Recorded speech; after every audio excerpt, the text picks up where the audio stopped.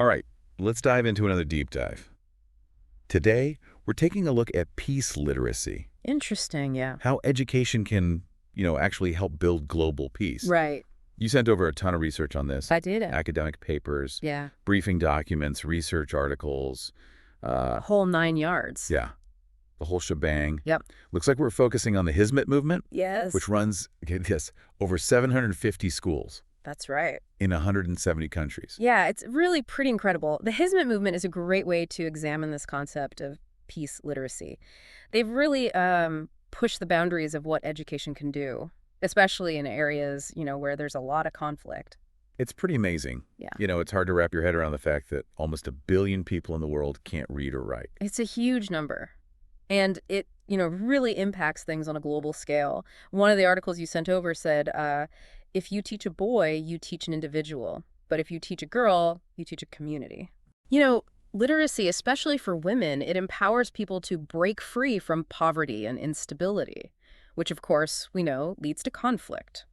Yeah, it really makes you think about all the potential out there just waiting for the right opportunity. And that makes the idea of peace literacy even more important, doesn't it? It really does. Peace literacy is more than just, resolving conflicts. It's about building a foundation of peace by teaching empathy and critical thinking and understanding other cultures. It's about really wanting a more peaceful world. Hmm. It gives people the tools to build peace, starting from the ground up. Okay, so how do you actually teach peace? What does that look like in a classroom?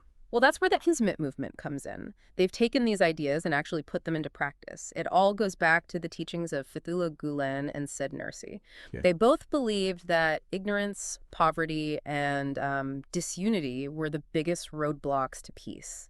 And their schools use a two-pronged approach to reflect that philosophy. What do you mean by two-pronged? Well, they combine, a really demanding academic program with character development and spiritual growth. They're not just trying to produce students with good grades. They want to help them develop into ethical and compassionate people who want to make a difference in the world. That makes a lot of sense. It reminds me of that quote by Maria Montessori: preventing war is the work of politics. Peace is the work of education. Exactly. Politicians can try to manage conflicts, but real lasting peace has to come from a change in how people think, a commitment to living together peacefully. And that's what Hizmet schools are trying to nurture in their students. That's a pretty big goal, especially when you think about how many of these schools are in actual conflict zones. It is, and their commitment to that mission is really remarkable. They see these schools as safe places, havens of peace, offering stability and hope in places where that's hard to find. Their approach is really interesting. It's not what you typically think of when you hear the word education. One of the things you sent me included a quote from Fethullah Gülen that I think really sums this up. He said, "Education is the best way to serve humanity and to establish dialogue with other civilizations." Powerful stuff. So how do they actually make this vision a reality? What are the key ingredients of the Hizmet model? Well, teachers play a really big role. Hmm. In Hizmet schools, teachers aren't just instructors. They're mentors and role models. They help students develop not just their minds, but their character and spirituality as well. So it's not just about teaching the curriculum. It's the way they interact with the students, the values they model. It's about creating a certain kind of learning environment. You got it. They're not just teaching information, they're trying to, cultivate a mindset, a way of being in the world. Hmm. And that mindset is rooted in the Hizmet movement's focus on peace and service. I keep seeing this term golden generation in the materials you sent over. Yes, the golden generation. It's what Hizmet schools hope to develop. It's a generation that's not just academically successful, but also ethical, socially responsible, and dedicated to creating a more peaceful world. It's a beautiful vision. Mm. But is it really achievable? Can you really instill these values in students, especially those who are growing up surrounded by conflict? That's the million-dollar question, isn't it? And it's one we'll keep exploring in our deep dive. But from what I've seen, the Hizmet movement has achieved some pretty incredible results.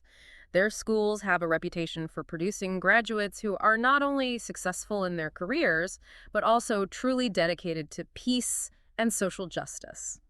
I'm definitely intrigued. I want to hear more about the specifics of their approach. Well, why don't we start by examining their curriculum and pedagogy? They have a pretty unique approach to learning that emphasizes both science and spirituality. And that's interesting. I've always thought of those two as being completely opposite. Science is all about logic and reason, and spirituality is, well, more about faith? How do they bring those two together?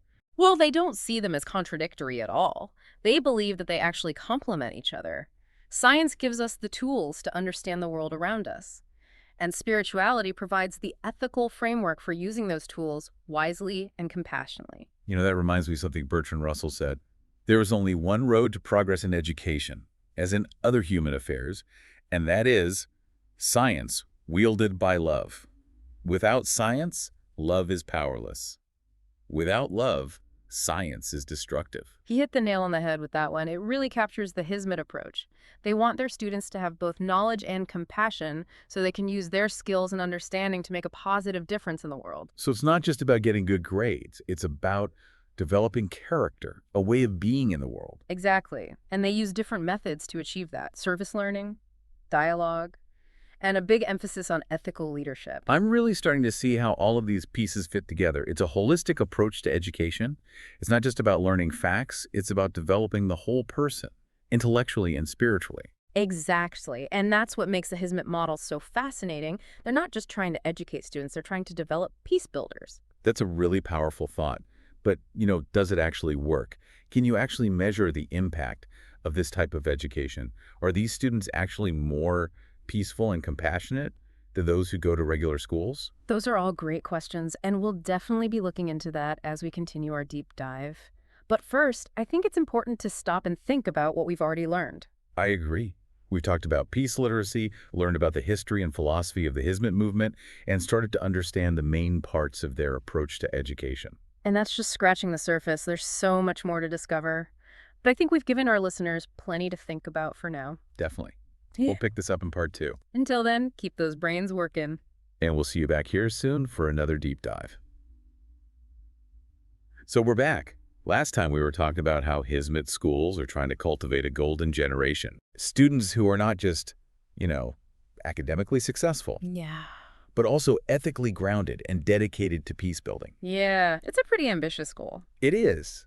And it makes me wonder, can you take pieces of this approach and use them in other schools?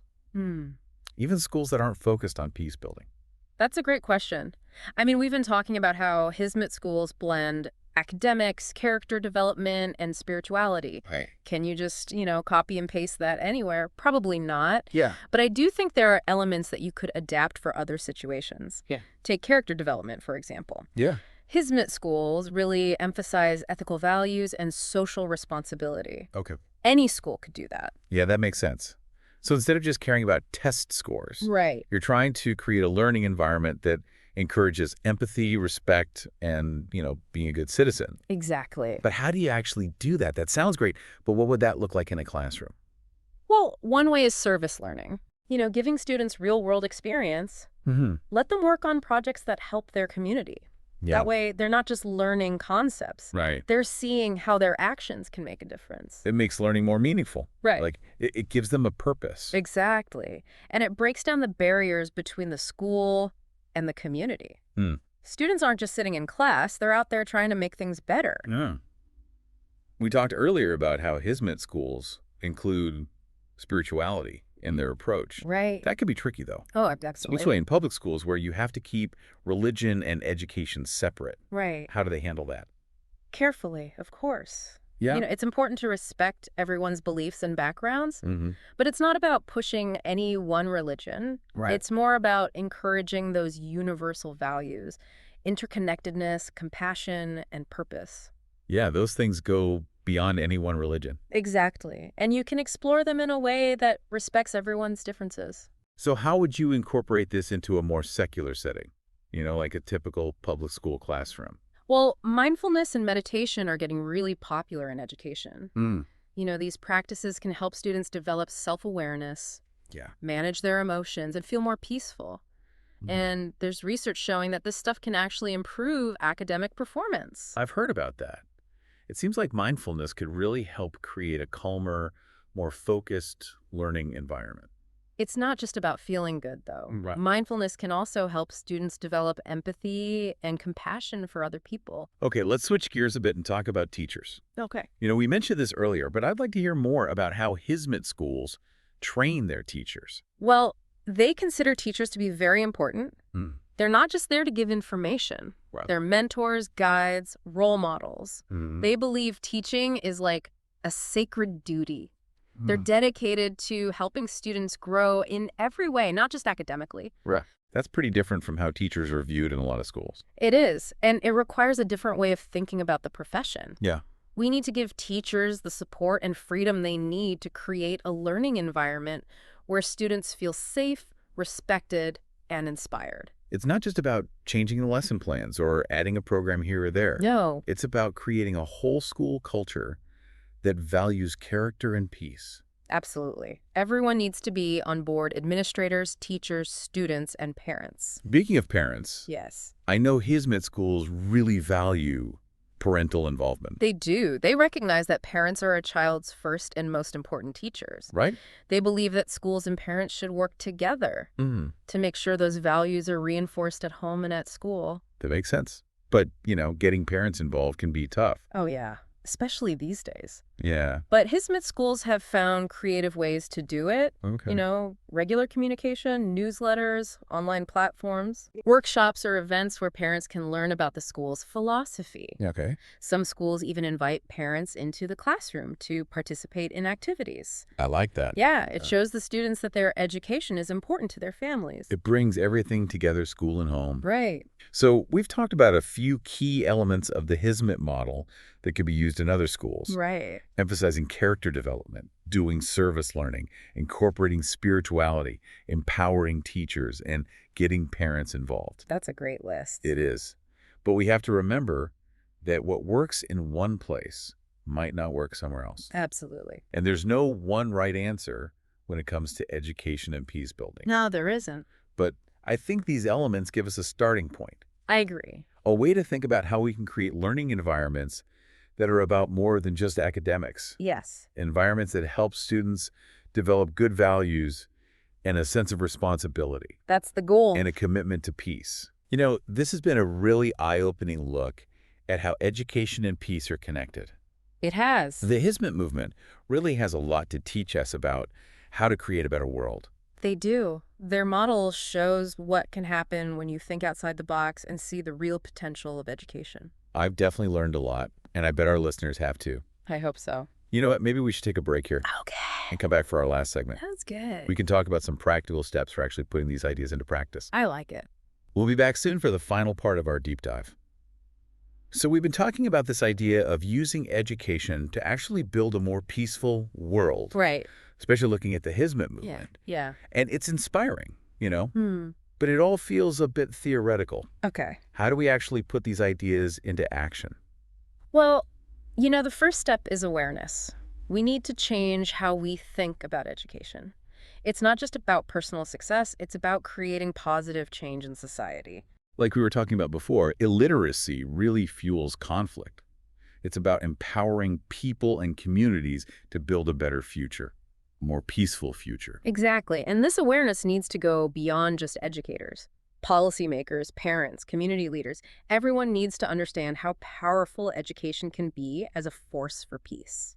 So it's a collective effort, like a big shift in thinking. It is. But, awareness is just the beginning. What comes after awareness? Action. Exactly. We need to take this awareness and turn it into real changes in our schools and communities. Okay, so what kind of changes are we talking about? Give me some examples. Well, in the classroom, it could be as simple as teaching conflict resolution, teaching kids how to communicate effectively, how to listen to each other, and how to find solutions that work for everyone. Those are great skills for anyone to have, no matter where they live. It's not just about preventing wars, it's about building a more harmonious society. Exactly. At the school level, you could implement things like restorative justice practices, focusing on repairing harm and building relationships instead of just punishment. I've heard about that. Restorative justice. Seems like a much more humane and effective approach to discipline. It really fits with those values of peace education. It does. It's about creating a culture of empathy and understanding. And then, beyond the school, you can get the whole community involved, partnering with local organizations, hosting events to promote understanding between cultures, creating opportunities for students to do service projects to address social justice issues. It's like creating a ripple effect. Yeah. Taking those values of peace and compassion from the classroom out into the wider community. Precisely. And remember, it doesn't always have to be big, sweeping changes. Sometimes the most powerful things happen on a smaller scale. A teacher who brings mindfulness exercises into their classroom, a student who stands up against bullying, a parent who volunteers at a peace organization. So it's like a grassroots movement for peace, starting with small acts of kindness, and that builds momentum to create a more peaceful world. Exactly. And it takes persistence. Building a culture of peace doesn't happen overnight. There will be setbacks, but we can't give up on creating a world where peace is more than just a dream. It's a reality. Wow, this has been such an insightful look at how education and peace are connected. It has. The Hizmet movement has given us so much to think about. They've shown us what's possible when we think differently about education. I agree. Their model is a really powerful example. So what's the final takeaway you would want to leave our listeners with? Well, the journey towards a more peaceful world starts with each of us. It starts with understanding the power of education, embracing those values of peace, and then taking action, making a difference, no matter how small. It's a good reminder that everyone has a role to play. Everyone. And remember, building peace isn't a passive thing. It takes courage and compassion and a willingness to challenge the way things are. So keep asking those questions and keep exploring and keep diving deep. Until next time, stay curious and keep building peace one step at a time.